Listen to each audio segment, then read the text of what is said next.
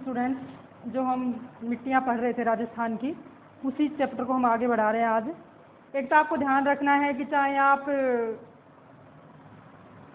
एक common test की तैयारी कर रहे हैं सीईटी की, या फिर चाहे आप अग्निवीरों की तैयारी कर रहे हो, राजस्थान का पार्ट हरी में है और आपको पढ़ना भी है ये चीज़ें। तो आज मिट्टियों के बारे में हम विद मैप पढ़ेंगे कि मिट्टियाँ कहाँ हैं, कैसी हैं, क्या नहीं है। तो हमने 3 मिट्टियाँ पहले देख ली थी, यानी पिछले वीडियो में हमने 3 मिट्टियों पर चर्चा करी थी। अब अगला जो हमारा होगा वो हमारी चौथी मिट्टी है, यानी कॉमन जो मिट्टियाँ होती हैं कि वो क्या थी, वो तीनों हमने देख ली। लेकिन आज जो है वो मिश्रित लाल काली मिट्टी, यानी कि लाल और काली मिट्टी का जो मिश्रण होता है उसको हम बोलते हैं मिश्रित लाल या काली मिट्टी। अब ये कैसे होती है मिश्रित लाल काली मिट्टी?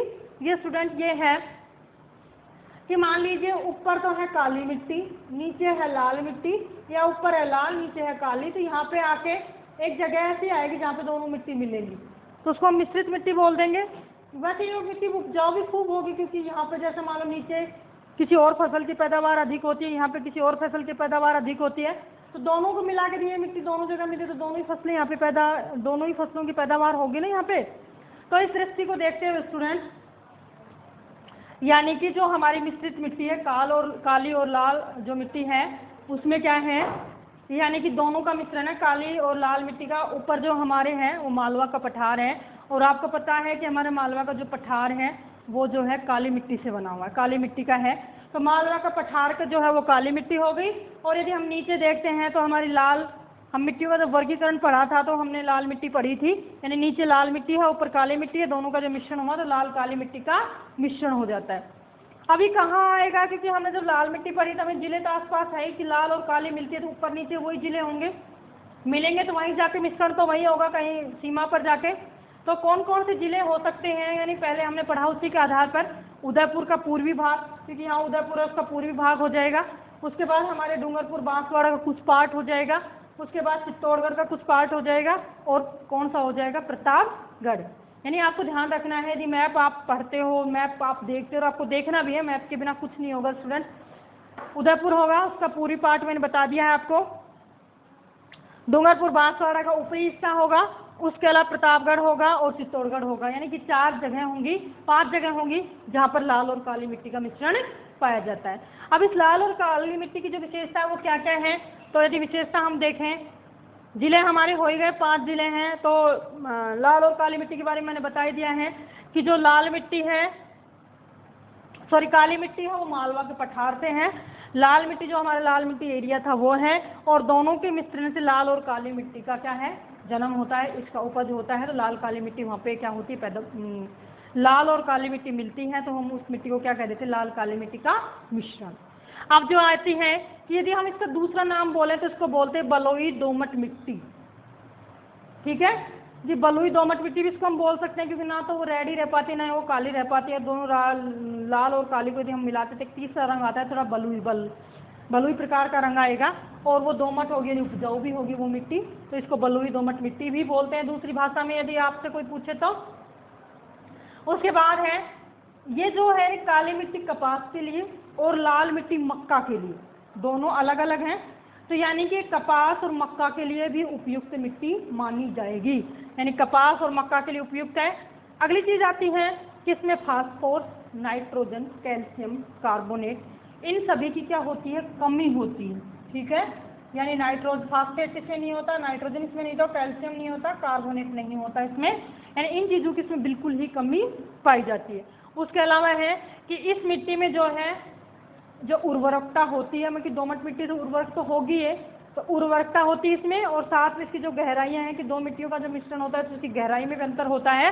तो यानी कि इस जो ये क्षेत्र होता है, इस क्षेत्र में जो ये मिट्टी है, इस मिट्टी की जो उर्वरक क्षमता है उसमें भी क्या होता है, अंतर होता है, और आप जो ये गहराइयाँ होती है इसमें भी अंतर होता है, यानी कहीं मिट्टी गहरी होती है, कहीं ऊपर होती है, कहीं गहरी होती है, कहीं ऊपर होती है। और यदि उर्वरकता की बात करें, कहीं पैदा अधिक होती है, कहीं पैदा कम होती है। तो यानी कि इसकी उर्वरक शक्ति और गहराई जो है उसमें भी अंतर पाया जाता है। तो ये हमारी थी लाल और काली मिश्रित मिट्टी। लाल मिट्टी हमारे नीचे से है, काली मिट्टी हमारे मालवा के पठार से है, दोनों का मिश्रण होता है। जिले हमारे लाल के हैं, लगभग वही जिले हैं हमारे। इसका एक जो है कपास और मक्का दोनों के लिए लाल और काली याद रखना, काली मिट्टी कपास के लिए, लाल मिट्टी मक्का के लिए, तो दोनों का मिश्रण लाल काली का तो हम क्या बोलेंगे इसको कपास और मक्का। उसके अलावा जो है इसको हम बलुई दोमट मिट्टी भी बोलते हैं। ठीक है, ठीक है। अब अगली मृदा देखते हैं, यानी हमने एक देखी थी काली और लाल मृदा।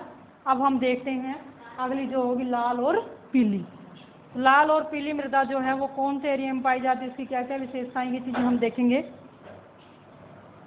तो सवाई माधोपुर, भीलवाड़ा, अजमेर, सिरोही, उदयपुर, यानी जिले आपको देखने हैं कि ये उदयपुर से जब करती जाएगी सिरोही में आ जाएगी, फिर आगे अजमेर आ जाता है, भीलवाड़ा आ जाता है नीचे, और उसके बाद राजसमंद आ जाता है, राजसमंद के बाद क्या आ जाता है सवाई माधोपुर।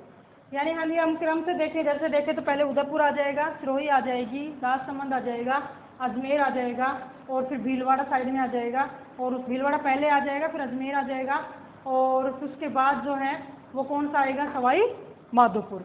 यानी ये ज़िले हैं जो हमारे लाल और पीली मिट्टी पाई जाती है, जहाँ पे सवाई माधोपुर है, भीलवाड़ा है, अजमेर है। 3 और 3 6 ज़िले हैं यहाँ पे जहाँ पे ये मिट्टी पाई जाती है, यानी कि इसका विस्तार कुछ ज़्यादा है। क्योंकि मिट्टी की जब हमने बात करी थी तो एक मरुस्थलीय और रेतीली मिट्टी थी, वो मैंने बताया था कि वो राजस्थान की ज़्यादातर पार्ट पे वही पाई जाती है, हमने बात कर ली।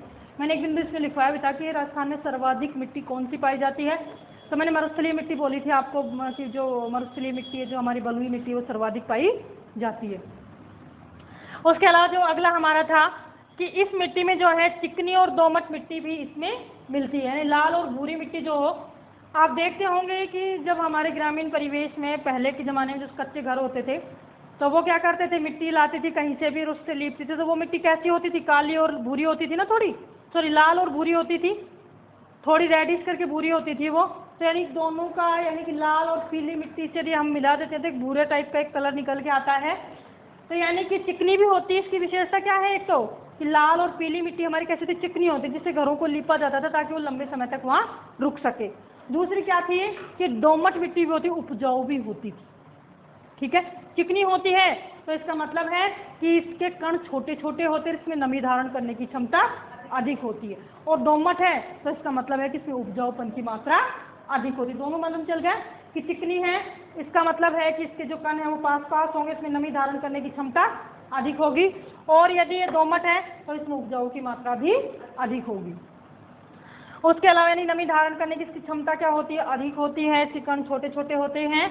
और यदि अगली बात हम इसमें करते हैं तो इसमें NaC², ठीक है, नाइट्रोजन, कैल्शियम और कार्बन, इन तीनों ही पदार्थों की क्या होती है, कमी होती है। ठीक है, ये जो है नाइट्रोजन, कैल्शियम और कार्बनिक जो पदार्थ होते हैं उनकी इसमें कमी होती है। लोहा ऑक्साइड सबसे ज़्यादा मिलता है, मैंने पहले भी आपको बताया था कि लोहे की मात्रा इसमें अधिक होगी, लोहा ऑक्साइड जो है वो अधिक होता है। इसके अलावा इस क्षेत्र में कुछ चट्टानें भी मिलती हैं स्टूडेंट्स, ग्रेनाइट, नीस और शिस्ट। ठीक है, कई बार आपसे क्वेश्चन पूछ लिया जाता है एग्जाम में कि ग्रेनाइट सर्वाधिक प्राप्त मिलती है। तो अब आपके सामने 6 जिले हैं, यदि आपने ध्यान रख लिया, ग्रेनाइट मैडम ने उस एरिया में बताया था जहाँ पे लाल पीली मिट्टी मिलती है और वहाँ पे ग्रेनाइट भी मिलता है। तो लाल पीली मिट्टी कहाँ मिलती है, तो इन जिलों में से कोई आ जाएगा तो आप तुरंत टिक मार दोगे कि ये जिला हो सकता है। ठीक है, तो ग्रेनाइट, नीस और शिस्ट, ये तीनों जो चट्टानें हैं ये जो है लाल और पीली मिश्रित मिट्टी के एरिया में मिलती है। यानी लाल और पीली मिट्टी का निर्माण ही ग्रेनाइट, नीस और शिस्ट के विखंडन से होता है।